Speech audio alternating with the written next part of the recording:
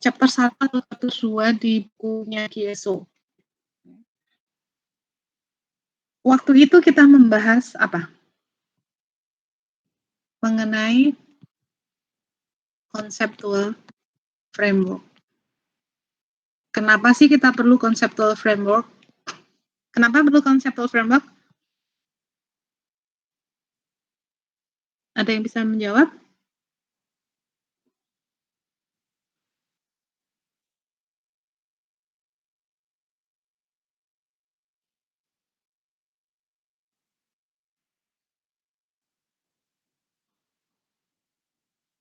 Oke. Apa bedanya standar akuntansi dan kebijakan akuntansi?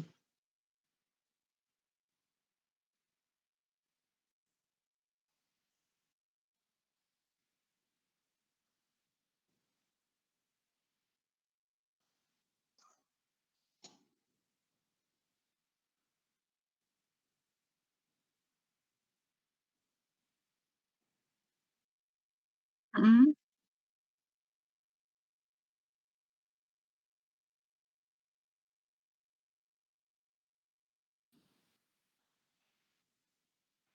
Putus suaranya?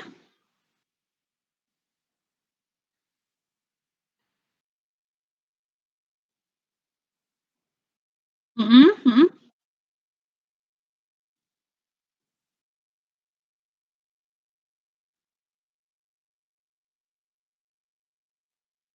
Oke, ya. Jadi kita mulai dari membahas kerangka konseptual. Kenapa kita perlu conceptual framework? Karena akuntansi itu adalah ilmu sosial, ya. Ilmu sosial itu sangat mudah berubah. Kebenaran relatifnya itu sangat-sangat relatif gitu ya. Kebenaran itu sudah pasti relatif ya. Tetapi kalau di ilmu sosial itu, saya tidak menyebut itu kebenaran karena kebenaran itu sifatnya harusnya itu tidak relatif ya. Sesuatu yang benar itu harusnya mutlak benar. Gitu. Nah, sesuatu yang benar itu apa? Itu yang didasarkan pada ketentuan Tuhan, itu sesuatu yang benar. Nah, kalau di ilmu sosial gitu ya, maka kita bisa menyebut di banyak buku teori akuntansi itu disebut suatu teori itu valid gitu. Nah, karena ini ilmu sosial itu mudah sekali berubah validitasnya itu dengan perubahan fenomena sosial, maka kita perlu menyepakati kerangka konsep yang digunakan untuk pengembangan ilmu ya dan juga pengembangan standar karena kita membicarakan mengenai apa namanya mengenai akuntansi keuangan gitu ya maka kerangka konseptual ini selain digunakan untuk pengembangan accounting science meskipun banyak juga yang tidak setuju uh, uh, itu bukan science gitu ya bukan science. Jadi kalau saya jurusannya adalah accounting science. Kalau dari sudut pandang yang menyetujui bahwa accounting itu adalah science gitu ya, maka konseptual framework itu digunakan sebagai dasar untuk mengembangkan ilmu dan juga mengembangkan accounting standard. Ya, tadi yang seperti yang dijelaskan Andi tadi gitu ya, conceptual framework ini karena akan digunakan sebagai pengembangan ilmu dan pengembangan standar secara internasional supaya apa? Supaya kita itu mengurangi perbedaan perlakuan akuntansi antar negara. Karena dunia itu semakin global gitu ya. Perusahaan di Indonesia bisa nyari modalnya itu di pasar modalnya Amerika, bisa di pasar modalnya Jepang gitu. Bahkan pemerintah Indonesia bisa nyari utang ke pasar modalnya Jepang, pasar modalnya Amerika, pasar modalnya Eropa gitu ya. Jadi dunia itu semakin global. Kalau standar akuntansinya itu beda-beda, maka nanti terjadi kesulitan tuh gimana orang-orang di luar sana gitu ya menggunakan informasi yang disajikan oleh entitas yang menggunakan standar akuntansi keuangan kalau standar akuntansi kita berbeda dengan yang lain. Nah, tapi gitu ya, tapi menyamakan standar akuntansi sama di seluruh dunia gitu ya, itu juga sangat sulit. Kenapa? Karena standar akuntansi itu sangat dipengaruhi oleh budaya juga. Ingat bahwa ini ilmu sosial ya, jadi pengaruh budaya itu sangat kita mendefinisikan pihak berelasi gitu ya. Pihak berelasi itu kalau di negara-negara Eropa, di Amerika, sebenarnya kita menggunakan ini yang sama. Yang pertama adalah pasangan, itu adalah pihak berelasi, ya.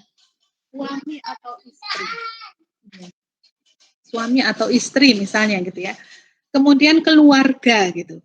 Nah, keluarga di sana di negara lain bisa jadi keluarga itu cuma keluarga inti doang gitu. Kalau di Indonesia ini biasa gitu ya. Apa mungkin di kita itu keluarga itu bisa menjadi sangat luas. Jadi sangat dipengaruhi oleh budaya. Belum lagi gitu ya. Mungkin karena penyusunan standar itu adalah proses politis ya, proses politis itu maksudnya apa? Ini juga dijelaskan di AKM 1 ya. Proses yang melibatkan banyak kepentingan.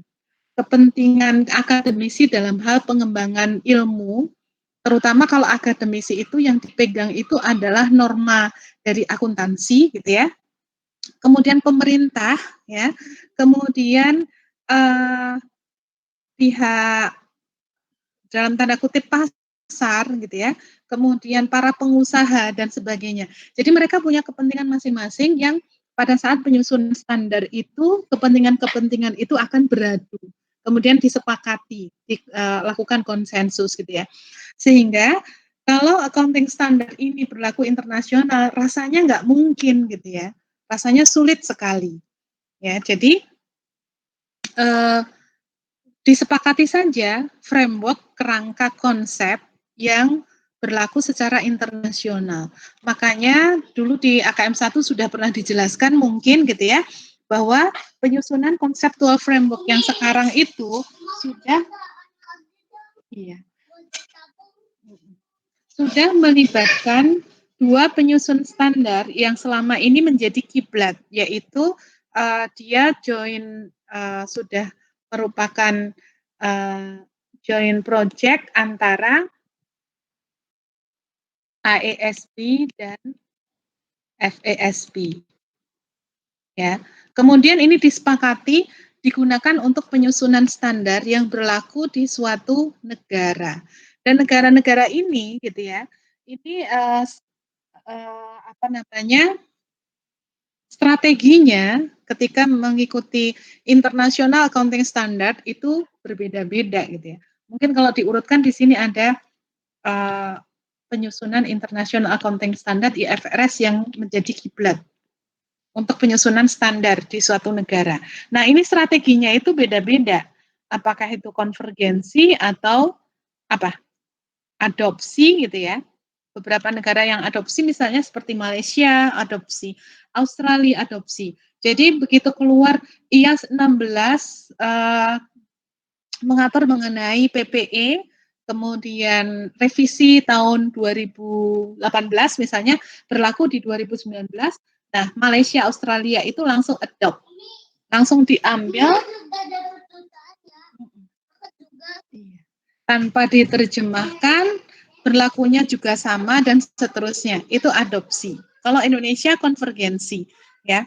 PSAK 71 misalnya itu mengkonvergensi dari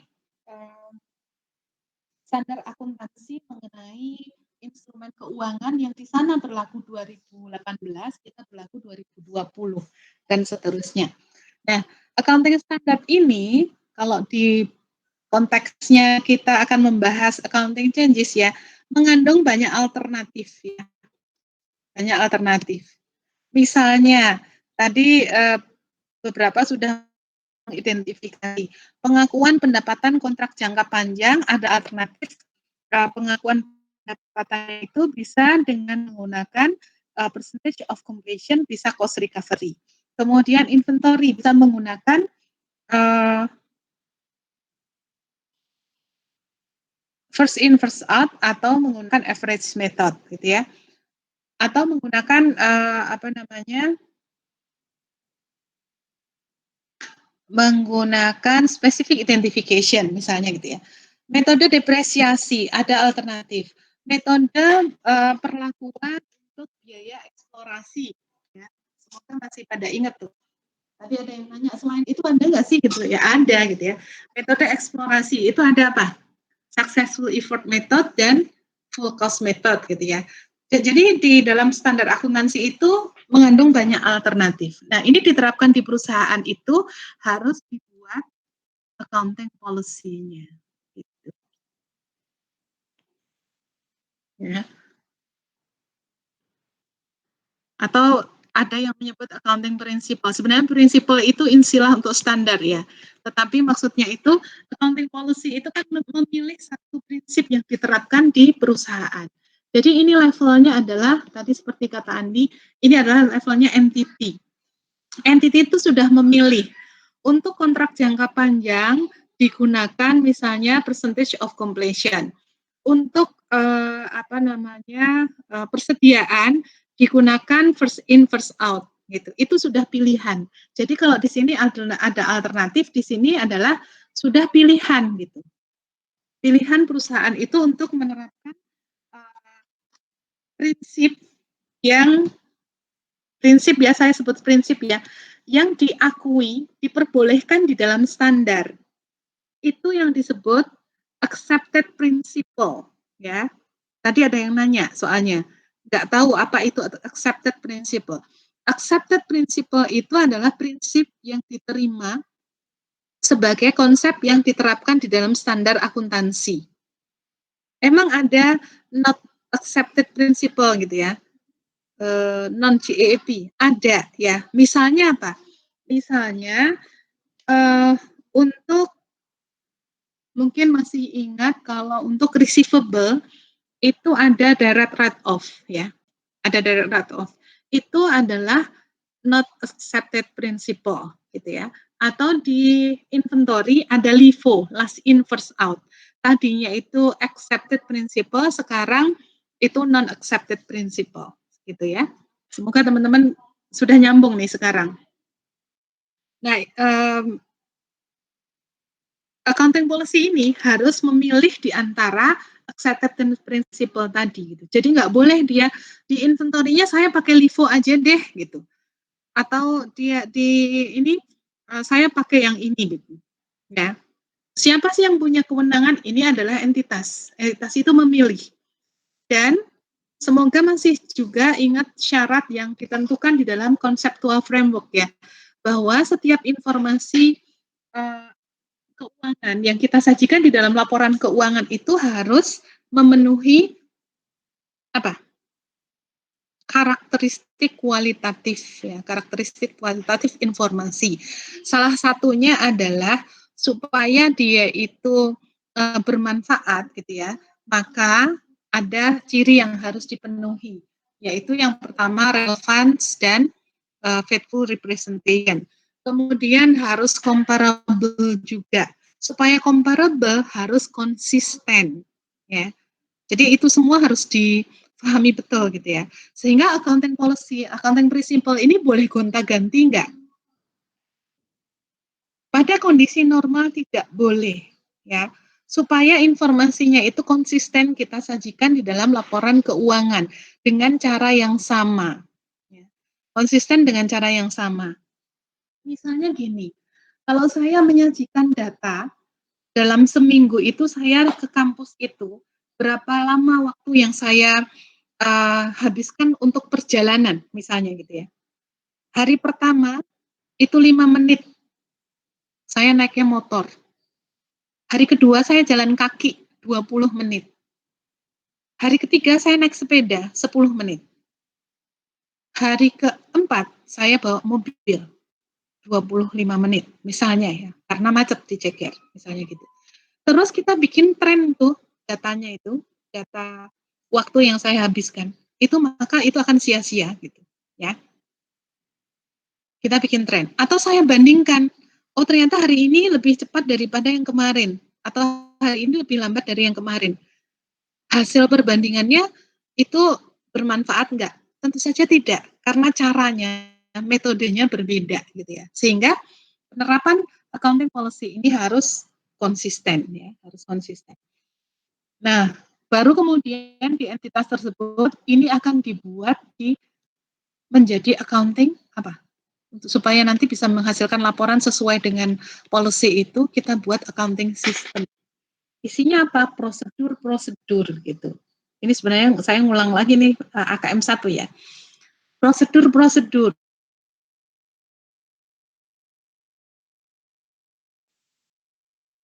Di receivable itu pada NRV.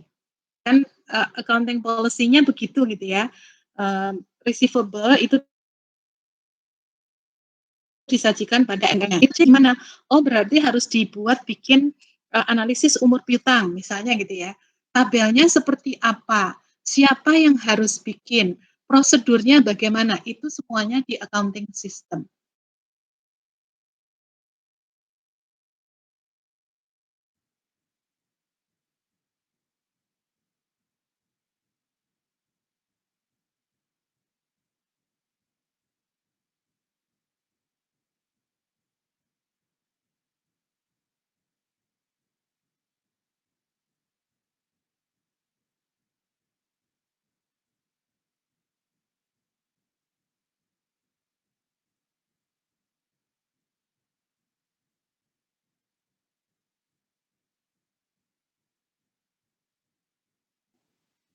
Waduh, jauh banget ya kalian diam saja ya. Sekitar 5 menit, Bu. Aduh, itu banyak banget itu Mbak. Dan udah kehapus tadi, aduh. Oke, ya udah saya nggak bahas itu lagi deh. Di sini saja kalau gitu ya. Udah jauh banget itu Mbak. Baik, Bu. Uh,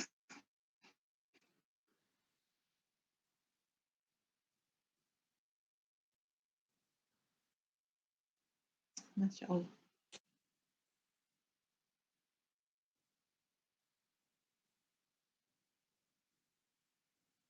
Gimana ya? Ya Allah, saya dari tadi ngomong itu nggak ada yang dengerin berarti. Oke. Padahal tadi banyak pesan-pesan gitu ya. Tapi saya kalau harus ngulang lagi yang habisin waktu ya. Semoga background tadi itu bisa difahami ya. Semoga bisa difahami. Saya mulai bahas di sini saja daripada apa namanya saya ngomong nggak ada yang dengerin.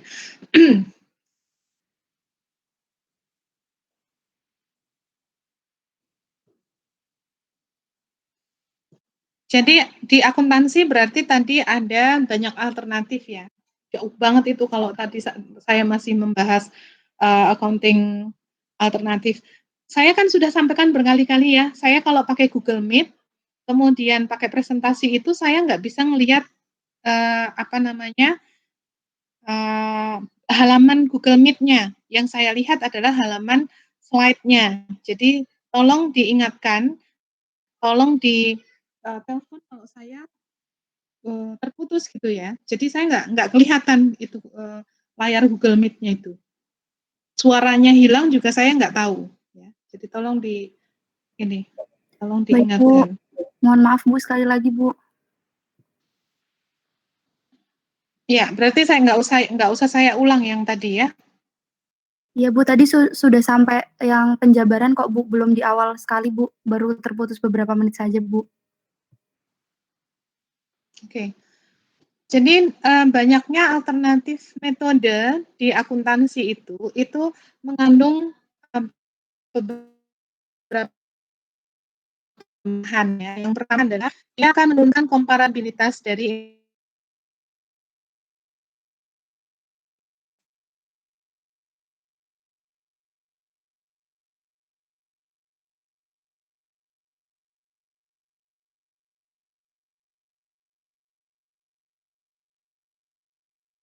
Halo Ibu. Halo?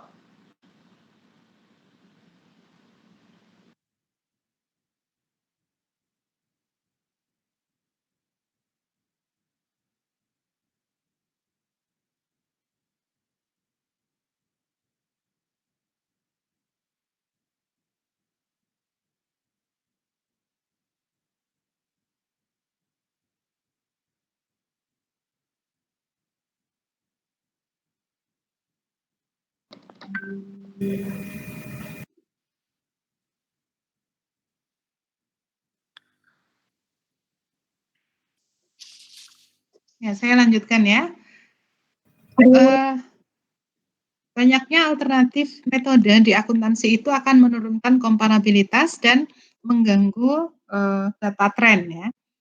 Nah, ada dua perubahan akuntansi yang diatur di dalam standar, yaitu pertama adalah perubahan dari policy. Tadi memang accounting policy itu adalah keputusan manajemen. Metode mana yang dipakai dan mana yang tidak mereka pilih itu menjadi kewenangannya manajemen gitu ya. Nah, harusnya idealnya manajemen itu memilih metode yang menghasilkan informasi yang lebih relevan dan lebih berguna dalam pengambilan keputusan oleh pengguna laporan keuangannya gitu ya. Tetapi tidak menutup kemungkinan juga manajemen itu akan memilih metode-metode yang sesuai dengan keinginan mereka gitu. Misalnya menghasilkan informasi laba yang lebih tinggi atau kepentingan-kepentingan lain. Intinya sangat mungkin terjadi bahwa pilihan metode itu diwarnai dengan kepentingan gitu ya. Kemudian yang kedua adalah perubahan estimasi. Di akuntansi itu banyak sekali estimasi yang dibuat ya. Kalau kita telusuri dari informasi yang disajikan di dalam Statement of Financial Position, maka kita akan melihat estimasi itu hampir ada di seluruh akun, ya. Sehingga sangat mungkin estimasi itu berubah. Kemudian error ini juga diatur di standar yang sama yang mengatur bagaimana perlakuan perubahan akuntansi. Kita bahas yang pertama adalah perubahan di kebijakan akuntansi. Ya. Perubahan kebijakan akuntansi yang diatur di dalam standar ini adalah perubahan dari one accepted accounting policy to another. Ya, jadi nggak boleh yang satu itu not accepted gitu ya. Yang satu bukan generally accepted, ya dia berarti dikategorikan sebagai error, sebagai suatu kesalahan. Karena ini harus dari one accepted accounting policy to another accepted accounting policy. Misalnya, ini salah nih, saya nggak bisa ngerubah karena ini dari KISO ya. Average ke FIFO, itu nggak boleh. Itu boleh. Average ke LIFO itu nggak boleh. Kenapa? Karena LIFO itu bukan accepted accounting policy. Di Amerika mungkin masih membolehkan ya, sehingga di sini dicatat disajikan seperti itu. Jadi harus dari satu metode yang diizinkan dan ke metode yang lain yang memang di dalam standar itu juga diperbolehkan digunakan. Atau misalnya dari cost recovery ke percentage of completion. Pertimbangannya apa? Pertimbangannya adalah dia harus perubahan itu harus bisa menyajikan informasi yang lebih baik ya. Informasi yang lebih baik. Berdasarkan apa? Berdasarkan karakteristik kualitatif yang ditentukan di dalam kerangka konseptual. Jadi lebih baik di sini maksudnya adalah yang lebih sesuai dengan karakteristik kualitatif informasi di dalam laporan keuangan, gitu ya. Nah, untuk ini tadi ada yang menanyakan juga, untuk adopsi kebijakan baru untuk kejadian-kejadian atau transaksi yang sebelumnya itu tidak terjadi atau tidak material, itu tidak diklasifikasikan sebagai accounting changes, ya, karena memang adopsi kebijakan yang baru, gitu. Jadi tadi juga ada yang menanyakan ya. Jadi adopsi kebijakan baru itu tidak diklasifikasikan sebagai perubahan akuntansi karena memang bukan perubahan karena dia adalah adopsi. Misalnya tadinya perusahaan itu hanya menggunakan transaksi penjualannya secara kas. Kemudian mulai tahun 2020 misalnya dia memberlakukan penjualan secara kredit gitu ya. Kemudian perusahaan itu membuat kebijakan akuntansi untuk pengakuan piutang dari penjualan secara kredit. Berarti itu adalah adoption of new policy, bukan bukan perubahan akuntansi. Nah, di dunia akuntansi terdapat 3 pendekatan untuk melaporkan perubahan. Yang pertama adalah perubahan itu dilaporkan pada periode berjalan, kemudian yang kedua itu secara retrospektif, berlaku surut gitu ya, dan yang ketiga adalah secara prospektif.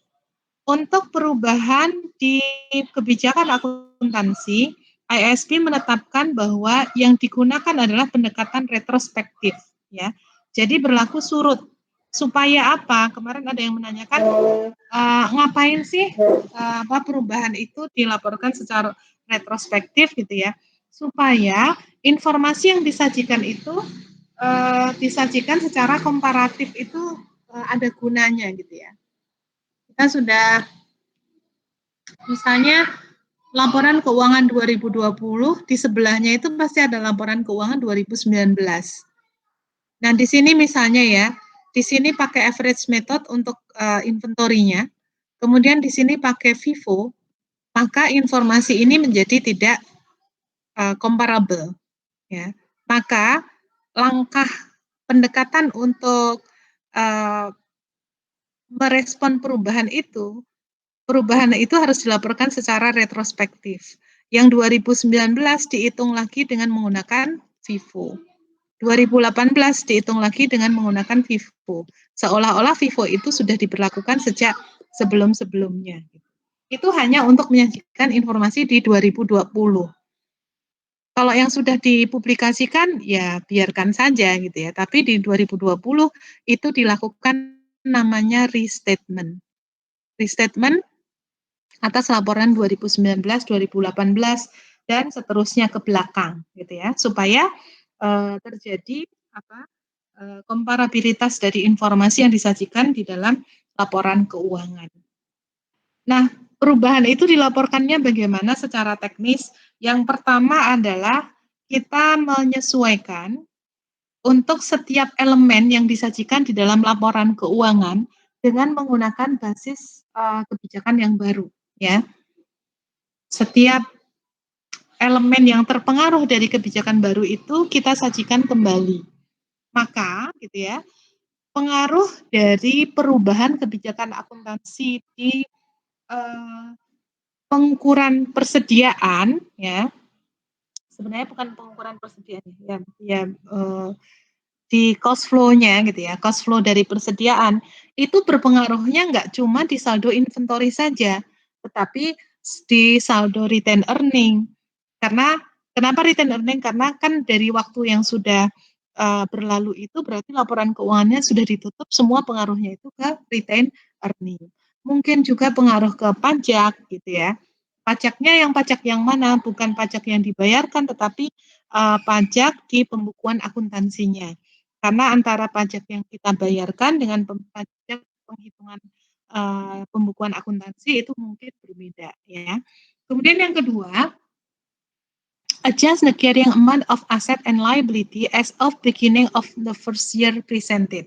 Also makes an offsetting adjustment to opening balance of retained earning or other appropriate component of equity or net asset as of beginning of the first year presented. Jadi elemen-elemen yang kita laporkan itu akan kita sajikan kembali, gitu ya, sajikan kembali sesuai dengan saldo awal sejak awal dia disajikan. Ya. Hanya saja nanti ada ininya, ada toleransinya.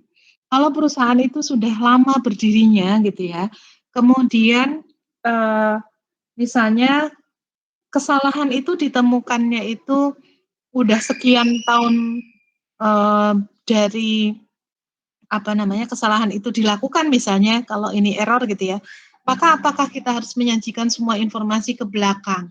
Tentu saja ini akan sangat merepotkan, padahal manfaatnya mungkin saja itu kurang gitu ya, sehingga nanti akan ada toleransi terhadap sejauh mana kita melaporkan perubahan ke belakang. Kemudian ini contoh ya, contoh Denson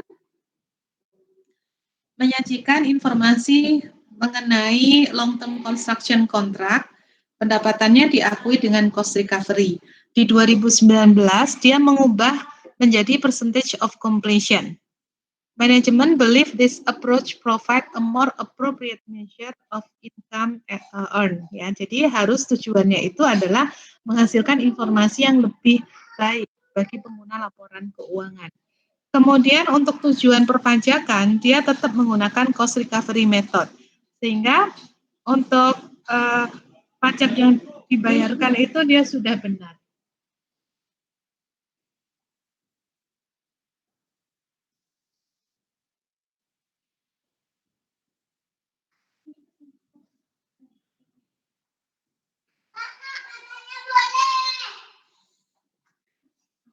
Nah, ini informasi yang menggunakan cost recovery ya.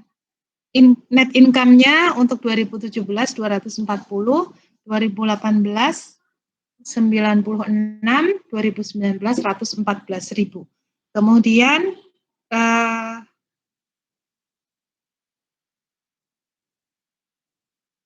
dengan menggunakan percentage of completion ada perubahan ya. Semoga teman-teman nggak lupa ya.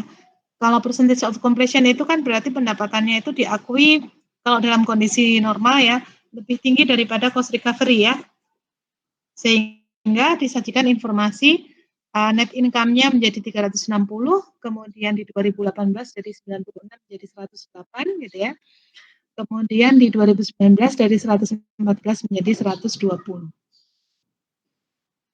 Nah, maka ketika kita buat perubahannya itu akibatnya itu apa gitu ya.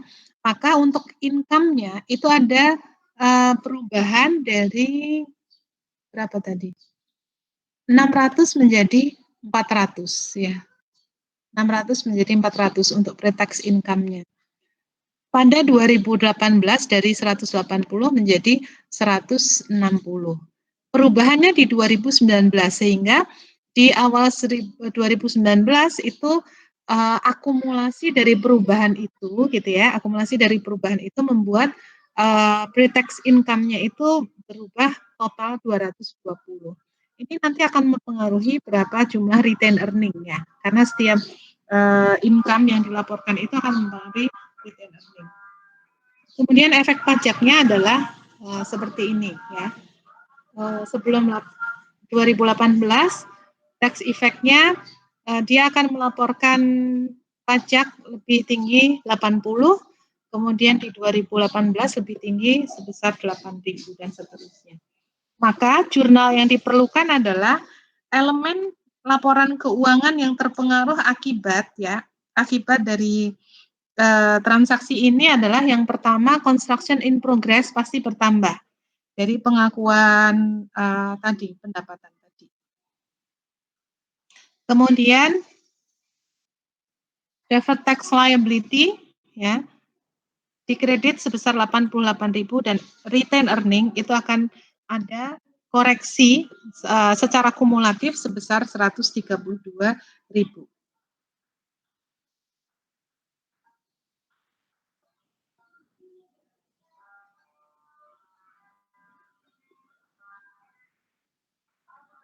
Nah, melaporkan perubahan kebijakan akuntansi ini ya, itu perlu pengungkapan-pengungkapan. Yang pertama adalah pengungkapan dari sifat perubahan prinsipnya itu atau perubahan kebijakannya itu.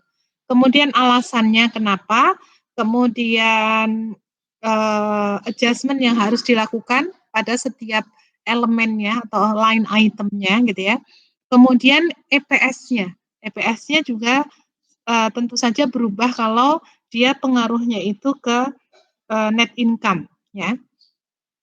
Kemudian jumlah atau adjustment yang disajikan ya, yang diperlukan itu terkait dengan periode-periode yang dipengaruhi akibat perubahan tersebut. To the extent practicable. Jadi sejauh mungkin dia itu praktis. Karena kalau tidak praktis yang tidak bisa disajikan. Nanti ada ketentuannya mengenai apakah terjadi ketidakpraktisan atau tidak. Jadi impracticability-nya itu juga ditentukan di dalam standar. Ya. Ini contoh pengungkapannya. Kita lihat contohnya ini, dia menyajikan informasi mengenai perubahan akuntansi untuk pengakuan pendapatan dari kontrak jangka panjang.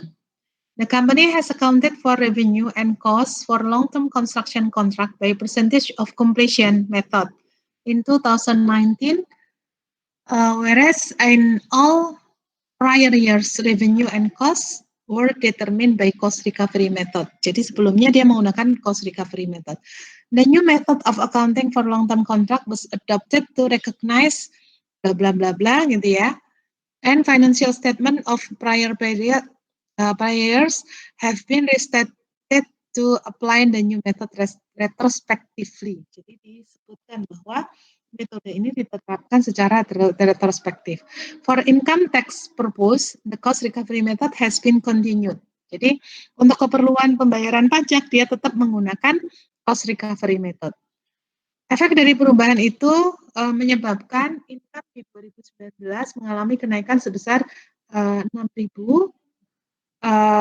and on income 2018, as previously reported, was an increase in 12,000 net of related tax. Jadi disajikan efek dari perubahan itu membuat income-nya itu mengalami kenaikan pada tahun sekian sejumlah sekian, gitu ya. Kemudian the balance of retained earning for 2018 and 19 have been adjusted for the effect of applying retrospectively the new method of accounting as a result of accounting change. Retained earning as of 1st January 2018 increased by 120,000 compared to reported use cost recovery method. Jadi diungkapkan informasi-informasi secara naratif seperti itu. Ya. Ini adalah menyajikan efek kumulatif dari perubahan kebijakan tersebut ke retained earning. Ya. Tadi disajikan di 2017, misalnya retained earning-nya adalah 1.600.000, tapi karena ada perubahan yang tadi ya, dengan menggunakan percentage of completion tadi, dia menjadi 1.720.000, maka ini akan dilaporkan sebagai penyesuaian saldo retained earning awal tahun. Ya, penyesuaian saldo retained earning awal tahun ini ditambahkan 120.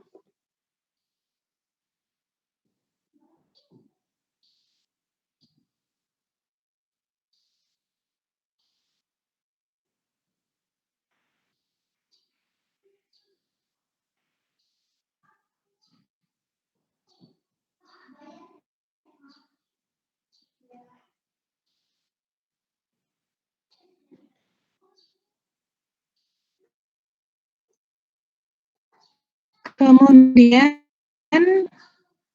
kita lanjutkan ya, contoh yang lain nih. Ini contoh yang sama. Oke, Construction Company mengubah dari cost recovery menjadi percentage of completion. Untuk tujuan perpajakan, dia tetap menggunakan cost recovery.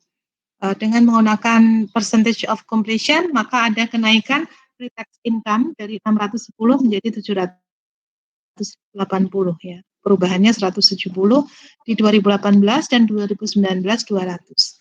Maka kita akan menyajikan informasi perubahan ini ya, apa saja elemen yang harus diubah, sama seperti tadi, elemen yang harus dirubah adalah construction in progress ya. 170, kemudian deferred tax liability 59.500 dan RE 110.500. Kemudian ini digunakan juga untuk menyesuaikan saldo awal retained earning. Saldo awal retained earning-nya juga akan dilakukan perubahan.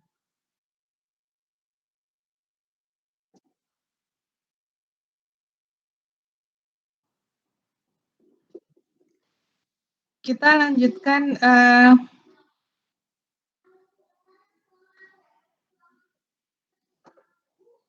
contoh yang lain ya. Lancer Company has accounted for its inventory using average method. Ya. In 2019, the company changes to FIFO method because management believe this approach provide a more appropriate. Jadi selalu alasannya itu harus memberikan kualitas informasi yang lebih baik ya. Additional information from Lancer Company started its operation on 1st January 2017. At that time, shareholder invested 100,000 in the business in exchange for ordinary shares. Kemudian sales, purchases, operating expenses, datanya seperti ini ya, dengan menggunakan tadi average method. 2017 salesnya 300, purchase-nya 90, operating expense 100.000. Dia menggunakan average cost method. Kemudian diubah menjadi FIFO, maka saldo inventory itu menjadi berubah ya.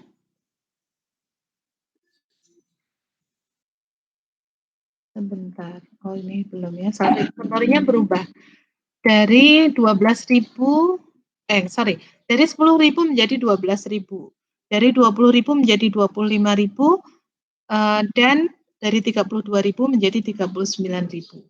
Kemudian cost of goods sold-nya juga berubah dari 80 menjadi 78 dan seterusnya. EPS tidak disajikan di dalam informasi ini. Kemudian all tax effect for this illustration should be ignored. Jadi kita nggak usah abaikan dulu ya untuk pajaknya. Maka informasinya ketika kita susun kembali gitu ya, kita susun kembali informasi tadi itu menjadi seperti ini.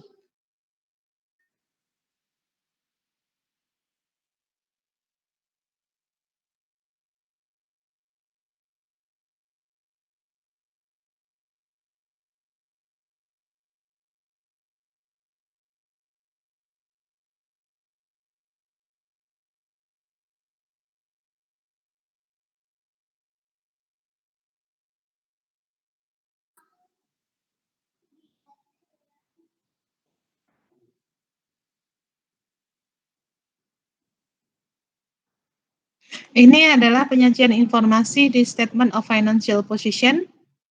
Isinya tidak banyak ya, ada cash dan inventory, kemudian ada share capital, ada retain earning dan seterusnya. Itu informasi untuk penyajian informasi berdasarkan metode average cost method. Kemudian ada perubahan tadi ya, menggunakan FIFO. Cash flow-nya sama ya, menggunakan FIFO cash flow-nya sama. Kemudian net income-nya berubah setiap tahun. Karena tadi cost of goods sold-nya juga berubah ya. Cost of goods sold-nya berubah, otomatis net income-nya juga akan berubah. RE-nya juga akan berubah. Statement of financial position juga berubah ya. Nah, efek dari perubahan ini gitu ya, efek dari perubahan ini itu akan menyebabkan saldo inventory, saldo cost of goods sold untuk setiap tahunnya, saldo net income setiap tahunnya, dan saldo retain earnings setiap tahunnya itu terjadi perubahan. Ya. Untuk net income, misalnya ada perubahan di 2017 itu sebesar 2.000, lebih tinggi menggunakan FIFO ya. Kemudian di 2018 itu juga lebih tinggi menggunakan FIFO sebesar 3.000.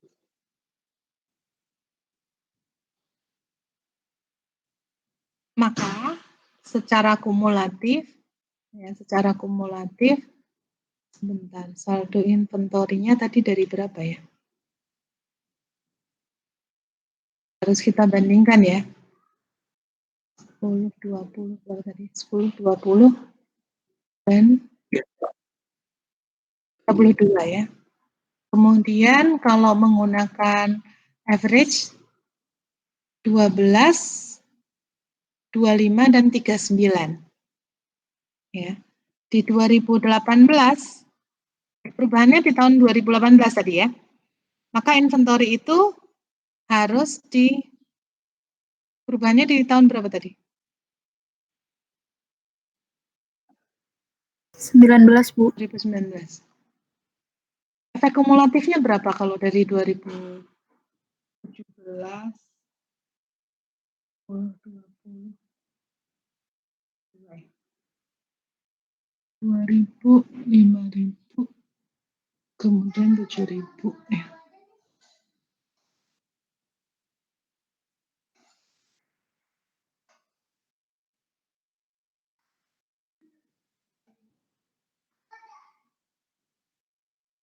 Nah, efek perubahannya itu kita akan menyajikan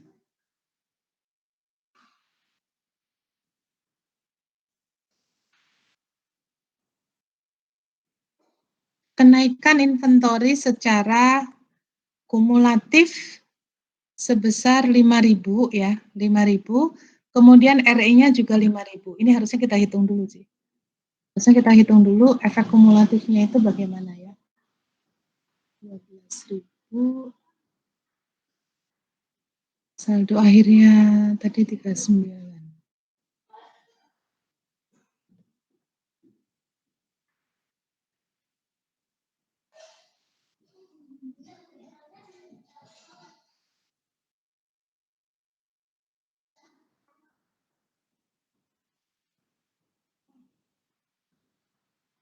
Ya, ini sudah dihitung efek kumulatifnya adalah inventory bertambah 5.000 ya.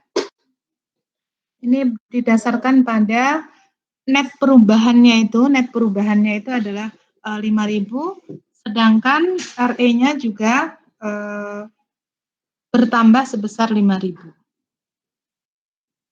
Maaf sebentar ya. Kakak. Ya, sebentar. Kak, udah dibayar belum, Nak? Itu ayamnya udah dibayar belum? Belum dibayar. Belum dibayar.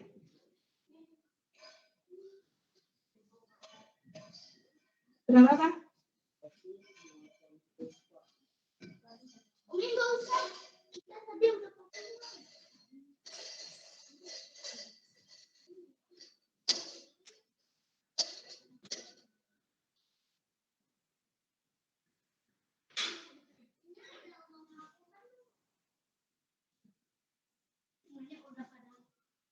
heboh nyariin. Ya, udah heboh. Heboh.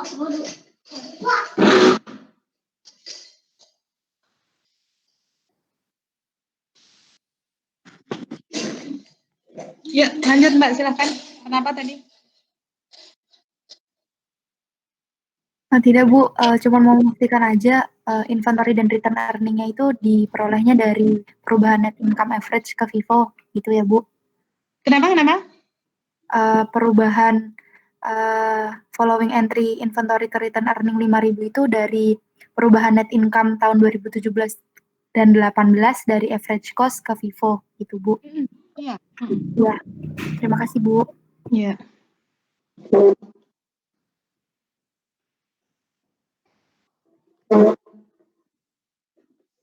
Nah, ini bagaimana dia melaporkan perubahannya itu ya. Jadi melaporkan net income dengan menggunakan FIFO itu untuk 2018-2019 itu menjadi berbeda dengan yang sudah dilaporkan sebelumnya. Kemudian secara retrospektif mengadjust, menyesuaikan laporan keuangan 2018 dengan FIFO. Efek kumulatifnya tadi disajikan di 2019.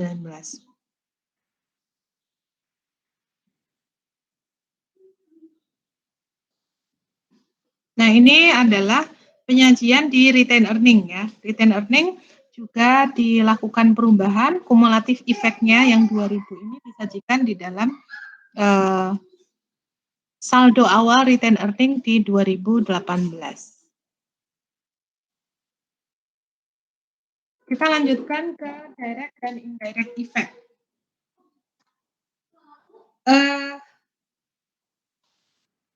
Setiap perubahan kebijakan tadi itu akan mempengaruhi beberapa elemen dalam laporan keuangan, ya. Misalnya perubahan kebijakan dari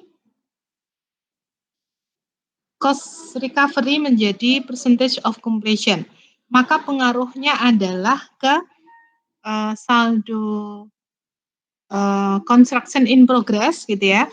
Kemudian saldo net income dan saldo retained earning itu adalah direct effect, ya, direct effect. Indirect effect-nya itu apa? Indirect effect itu adalah perubahan-perubahan pada masa sekarang dan di masa yang akan datang yang diakibatkan dari perubahan prinsip tersebut. Contohnya misalnya adalah kalau perusahaan itu sudah terlanjur membuat program pemberian kompensasi terhadap kinerja pegawai yang didasarkan pada saldo net income misalnya gitu ya. Nah, itu mungkin akan menyebabkan perubahan di misalnya di kategorinya. Misalnya gini, tadinya net income-nya itu 10. Dia kategorinya itu adalah level 2. Terus ketika ada perubahan kebijakan, net income-nya itu menjadi 13. 13 itu kategorinya itu 3 misalnya gitu ya. Nah, apakah yang kejadian di masa lalu ini, apakah perubahan kebijakan akuntansi ini akan mengoreksi program bonus yang sudah terlewat atau tidak gitu ya. Itu adalah indirect effect. Biasanya untuk indirect effect sih tidak disesuaikan gitu ya. Jadi sesuai dengan kalau waktu kemarin itu dilaporkan 10 ya dia masuknya kategori 2. Karena bisa jadi program bonus itu jangka panjang gitu ya. Sehingga akan berpengaruh ke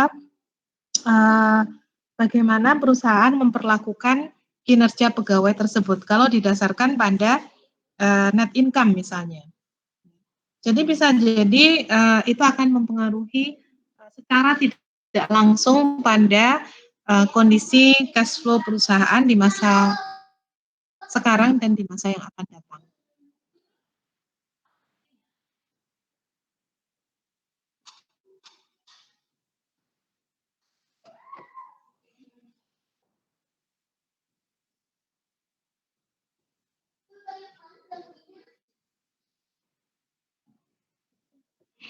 Kita lanjutkan.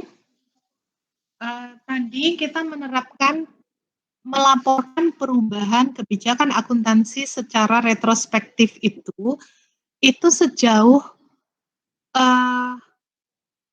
dipandang practicable gitu ya, dipandang dia praktis menyajikan informasi yang surut tadi. Nah, tapi perusahaan bisa saja tidak melaporkan secara retrospektif jika ada salah satu kondisi seperti ini. Yang pertama adalah perusahaan itu tidak bisa menentukan efek dari perubahan kebijakan tersebut. Efeknya kemana saja, itu sulit diidentifikasi, gitu ya. Kemudian yang kedua, jika memberlakukan secara retrospektif itu, perlu asumsi-asumsi mengenai niatnya manajemen di masa lalu. Kenapa manajemen menggunakan ini, kenapa melakukan ini dan sebagainya itu perlu dibuat asumsi. Maka hasil informasinya itu menjadi kurang valid gitu ya. Atau yang ketiga adalah kalau dia harus membangun estimasi yang sulit sekali. Kalau untuk menerapkan secara retrospektif itu, dia harus menggunakan estimasi-estimasi yang dia tidak bisa bangun dengan baik. Ya. Maka jika terjadi satu dari 3 hal ini, maka dia boleh melaporkan perubahan kebijakan akuntansi itu secara prospektif.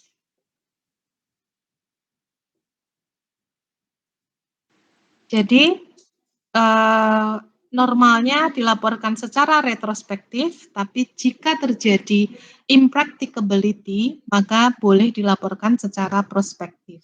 Tadi ada yang bertanya, kalau melaporkan secara prospektif itu yang disesuaikan adalah pada periode terjadinya perubahan dan ke depan, ke belakangnya nggak usah.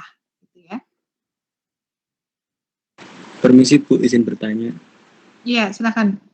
Ya, saya absen 2, Agit Sindobrenata. Saya mau bertanya terkait yang nomor 3, Bu. Saya masih kurang bisa memahami maksudnya dari estimasi signifikan yang tidak dapat dikembangkan itu gimana, Bu, maksudnya, Bu? Maksudnya adalah ketika menerapkan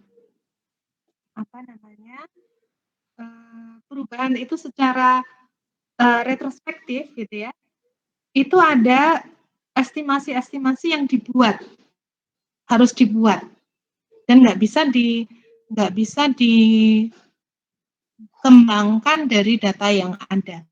Contohnya misalnya kalau misalnya ya mengubah dari successful effort method ke full cost method ya, itu saya kira akan sulit sekali itu. Untuk biaya praeksplorasi ya, biaya eksplorasi itu kan ada menggunakan salah satu, apakah menggunakan successful effort atau menggunakan full cost method. Kalau full cost itu kan dengan membebankan seluruh biaya eksplorasi untuk baik sumur yang menghasilkan atau tidak menghasilkan itu diakumulasikan gitu ya.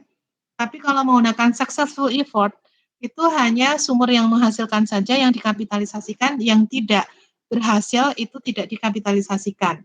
Nah itu juga mengandung banyak estimasi. Estimasinya itu seperti apa? Misalnya cadangan berapa sih yang harus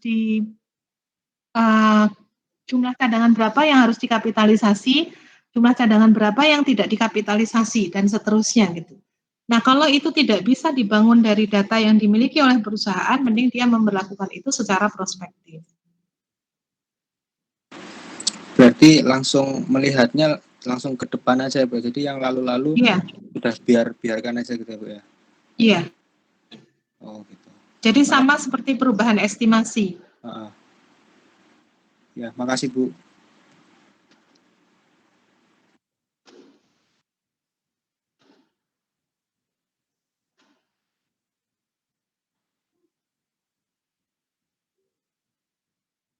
Maaf Bu, izin bertanya.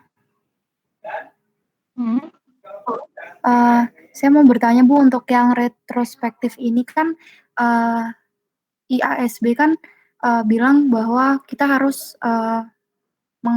melaporkan kembali laporan keuangan kita yang sudah lalu karena adanya perubahan policy ini ya Bu. Seandainya Bu, perusahaan ini sudah berjalan mungkin lebih dari 3 tahun, apakah laporan keuangan ini harus diganti sejak awal perusahaan berdiri atau ada minimal jangka perubahannya ya Bu untuk laporan keuangannya? Terima kasih Bu.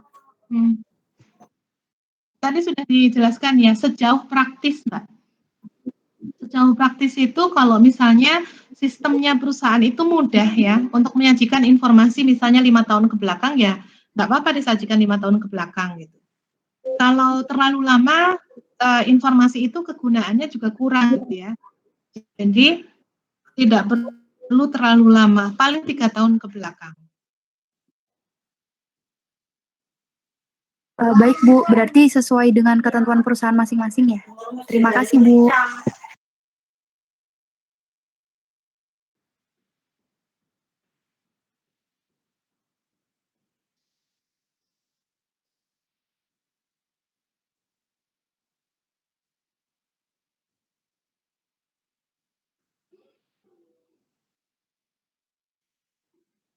Ya silakan, ada lagi.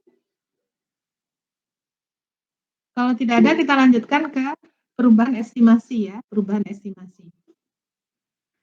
Seperti yang saya sampaikan tadi bahwa di dalam akuntansi itu banyak sekali melibatkan estimasi.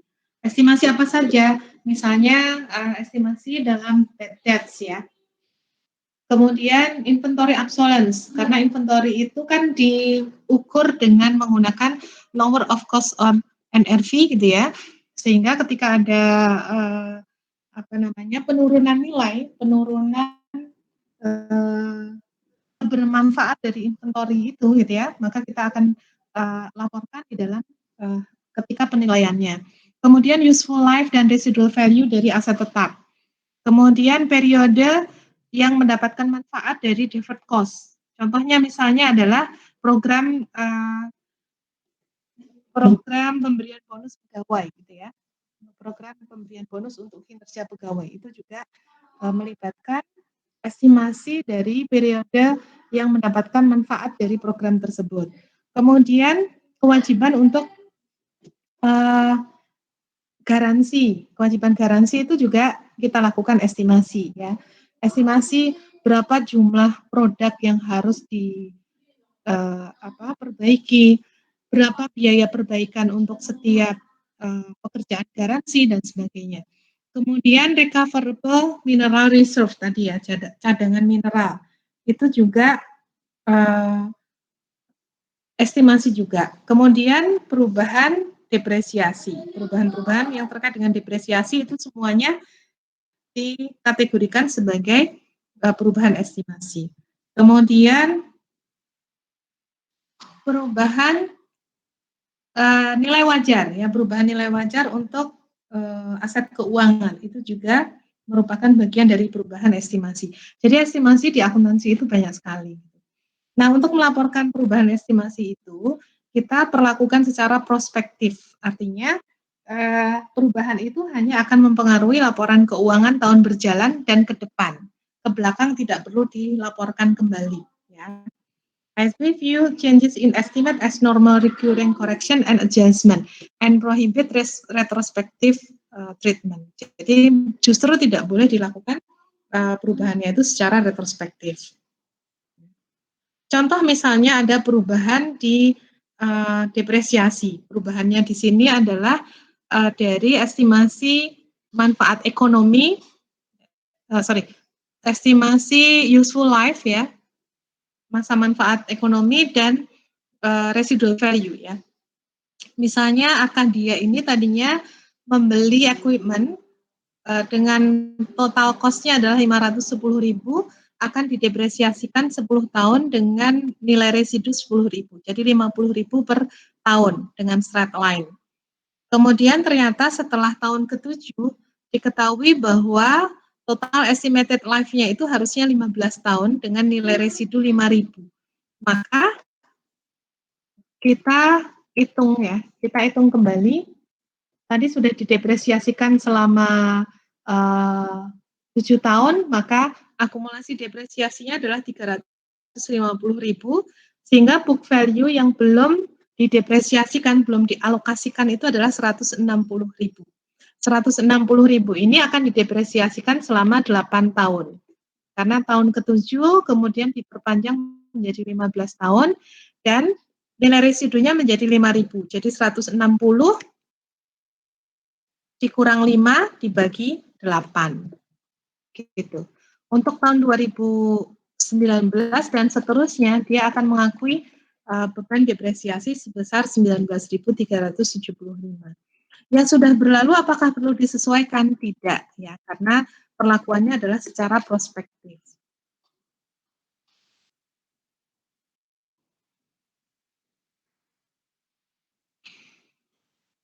Kemudian pengungkapannya juga diperlukan ya. Meskipun ini perubahan estimasi itu adalah perubahan yang sifatnya itu bisa dikatakan perubahan yang normal, ya, karena bisa saja estimasi itu berubah karena kondisi lingkungan yang berubah ya. Sama seperti misalnya sebenarnya pada saat kita membahas leasing kemarin, itu bisa saja estimasi-estimasi itu berubah di pertengahan gitu ya. Ini juga sama seperti itu. Nah, ini perubahan estimasi ini sifatnya prospektif. Kemudian yang terakhir adalah error. Kalau yang namanya error itu berarti ya kesalahan itu harus dibenerin gitu ya. Dan prosedur membetulkan kesalahan itu itu sangat tergantung pada analisis atas kesalahan yang kita buat, ya. Analisis terhadap kesalahannya. Jadi di sini tidak ada pedomannya apakah prospektif atau apakah retrospektif atau restatement atau apa, gitu ya. Tergantung tipe kesalahannya itu seperti apa. Jenis-jenis kesalahan itu adalah yang pertama adalah perubahan prinsip yang not generally accepted ke acceptable. Contohnya misalnya, perusahaan saat ini menggunakan LIFO, terus berubah menjadi FIFO. Ini merupakan error correction, ya. Ini bukan perubahan kebijakan akuntansi, tetapi ini adalah error correction. Kenapa? Sekarang menggunakan LIFO ini salah, gitu. Ya, jadi ini error correction. Kemudian mathematical mistakes, kesalahan matematis. Ya. Kemudian perubahan estimasi yang diakibatkan karena dia tidak melakukan estimasi itu dengan sumber data yang cukup atau tanpa kemampuan yang cukup. Ini memang sifatnya itu kualitatif banget gitu ya. Siapa yang menentukan dia itu estimasinya tepat atau tidak? Biasanya auditor. Kemudian gagal melakukan akrual, ya. Ini kalian sudah sangat kenal sekali dengan akrual deferral, ya. Deferral atau akrual. Misalnya ada biaya terkait dengan franchise yang perjanjian franchise-nya itu 5 tahun tapi dibebankan semuanya pada tahun berjalan. Itu salah gitu ya. Harusnya dia di-defer terlebih dahulu kemudian diakui pada setiap tahunnya misalnya gitu ya. Kemudian misalnya bayar untuk buruh itu mingguan. 31 Desember itu harinya adalah hari Kamis gitu. Makanya harusnya di-accrue dari hari Senin sampai dengan hari Kamis. Yang hari Jumat Sabtunya itu harusnya menjadi bagian bebannya tahun depan misalnya gitu ya. Itu tidak di-accrue. Itu juga terjadi kesalahan. Kemudian misuse of fact ya. Salah menggunakan fakta. Misalnya sudah jelas nilai residunya itu ada, gitu ya, tetapi tidak digunakan untuk menghitung depresiasi misalnya. Atau yang keenam, incorrect classification of cost as an expense instead of an asset and vice versa. Ini banyak terjadi ketika kita melakukan kapitalisasi atas biaya perolehan suatu aset. Ya. Misalnya, aset biologis harusnya dihitung pada NRV di sejak awal perolehan ya, sejak perolehan awal. Dia menggunakan cost itu sudah salah gitu. Ya, ada bagian beban yang dia kapitalisasikan misalnya gitu. Ya. Banyak contoh error, tergantung errornya seperti apa. Ini contoh-contohnya, boleh dilihat dulu.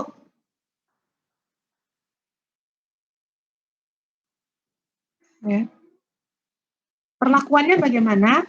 Perlakuannya seluruh kesalahan material harus dikoreksi. Kalau kesalahan tidak material itu ya materialitas itu memang sifatnya relatif ya. Material itu kalau menggunakan hitungan jumlah gitu ya, itu juga sangat tergantung pada industrinya gitu. Kalau dari jumlah. Jadi kita nggak usah membahas maksudnya material itu berapa. Harusnya coba kalian tanyakan ke dosen audit ya, yang disebut sebagai material itu jumlahnya itu berapa. Ini sangat relatif. Kemudian record correction of error from prior period as an adjustment to beginning balance of retained earning in current period. Kenapa? Karena akunnya sudah ditutup gitu ya, sehingga penyesuaiannya itu di retained earning. Such correction are called prior period adjustment. For comparative statement, a company should restate the prior statement effected or correct the error. Ya. Jadi nanti mungkin diperlukan restatement, penyajian kembali laporan keuangan gitu ya. Kalau itu memang diperlukan untuk menyesuaikan kesalahan tersebut.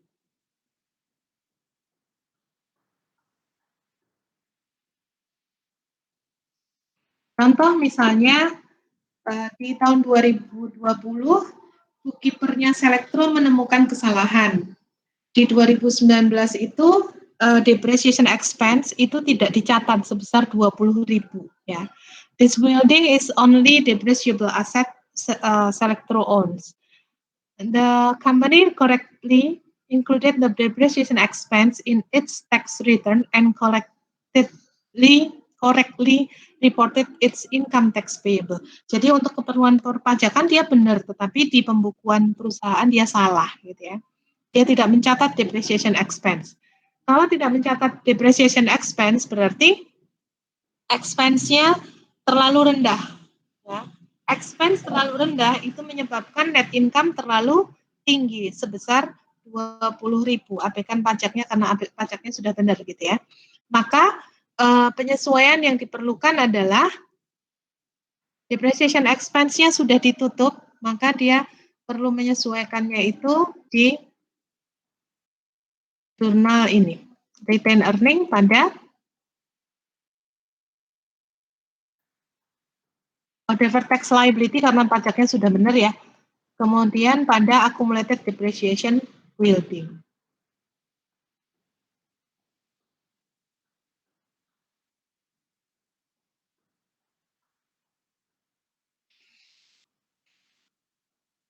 Tadi ada yang menanyakan deferred tax liability kenapa di debit gitu ya. Kenapa tidak didebitkan di deferred tax asset. Jadi deferred tax ini dilaporkan itu secara net ya, secara net. Jadi kalau dia masih ada saldo deferred tax liability ya didebitkan ke deferred tax liability.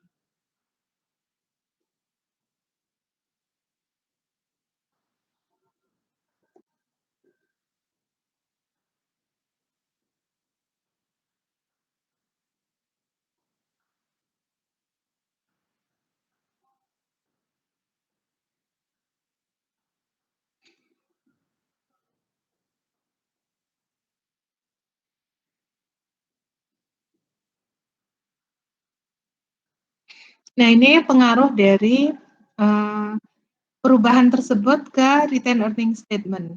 Ya, yang disesuaikan adalah saldo awal karena ini berasal dari kesalahan di masa lalu. Tadi disebut sebagai prior period adjustment ya. Nah, ketika menyajikan laporan keuangan secara komparatif ya, maka perusahaan harus melakukan adjustment untuk menyesuaikan akun-akun yang terjadi kesalahan tadi untuk semua periode yang dilaporkan, yang terpengaruh ya. Kemudian restate the data to correct basis for each year presented. Show any catch-up adjustment as a prior period adjustment to retain earning for the earliest period it reported. Ini ke periode sejak dari awal dia terpengaruh ya, yang dipengaruhi oleh terjadinya kesalahan tersebut.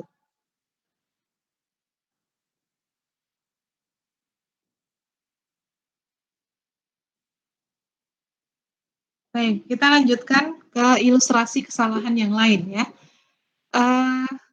Ini adalah laporan retain earning yang dilaporkan pada 2018.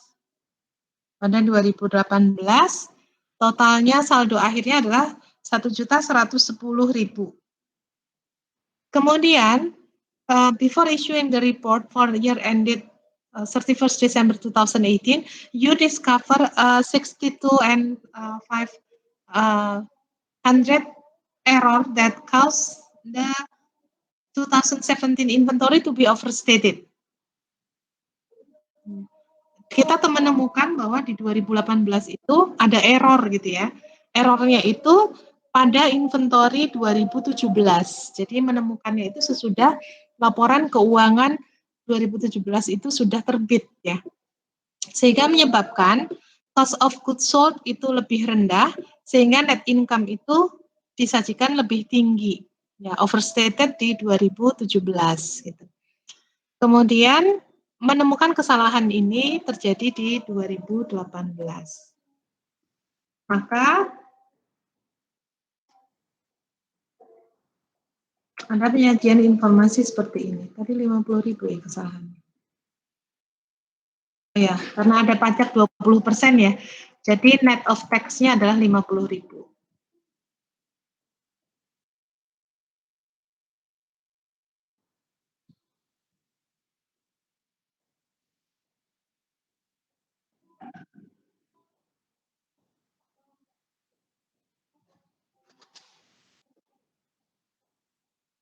Nah, untuk yang error ini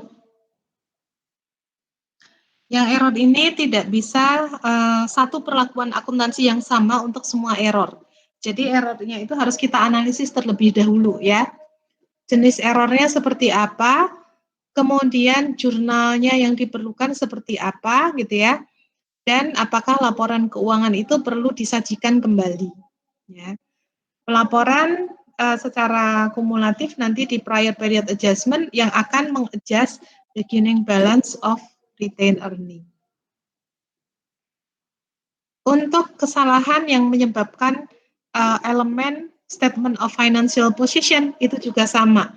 Nanti direklasifikasikan ke akun terkait yang benar gitu ya. Kemudian kalau kesalahannya itu di masa lalu, mungkin perlu penyesuaiannya itu di statement of financial position dan statement of dan di income statement. Kenapa? Karena kadang-kadang kalau kesalahannya itu pada aset tetap gitu ya, itu akan mempengaruhi income statement juga. Jadi harus dilihat errornya seperti apa. Income statement error, improper classification of revenue and expense. Current year error, reclassify item to its proper position. Prior year error, masuk ke restate income statement for prior period for comparative purposes.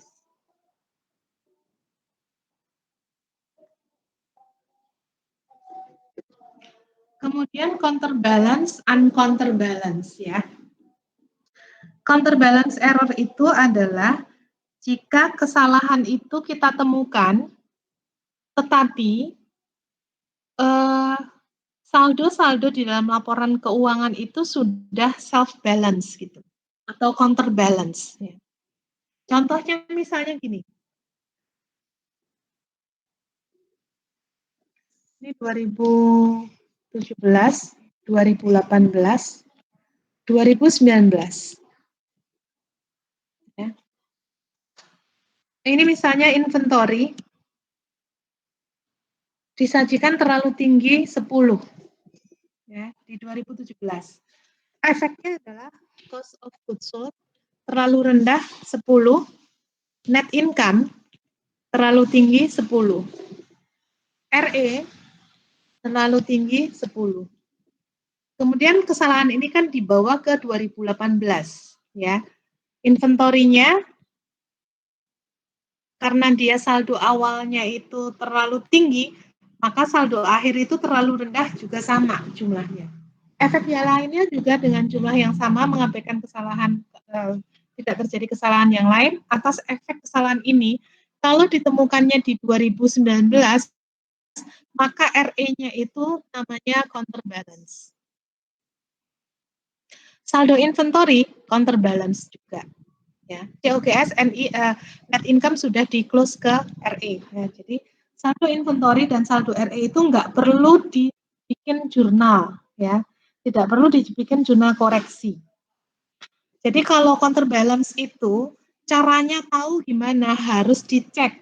Nggak ada cara yang lain. Ya, tadi ada yang nanya caranya tahu itu counterbalance sama uncounterbalance gimana? Ya harus dicek efeknya. Efeknya harus dicek, harus dianalisis. Ya.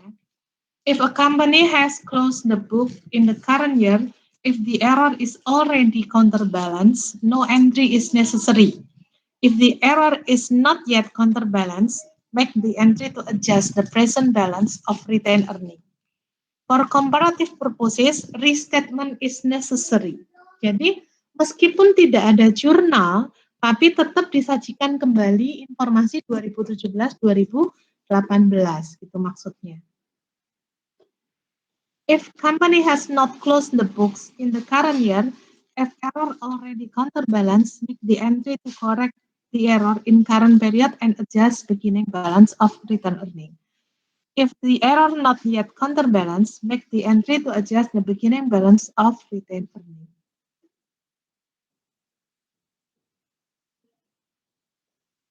Kalau untuk non counterbalance berarti tidak ada offset ya di periode akuntansi depan sehingga dia harus dibuat correcting entry gitu.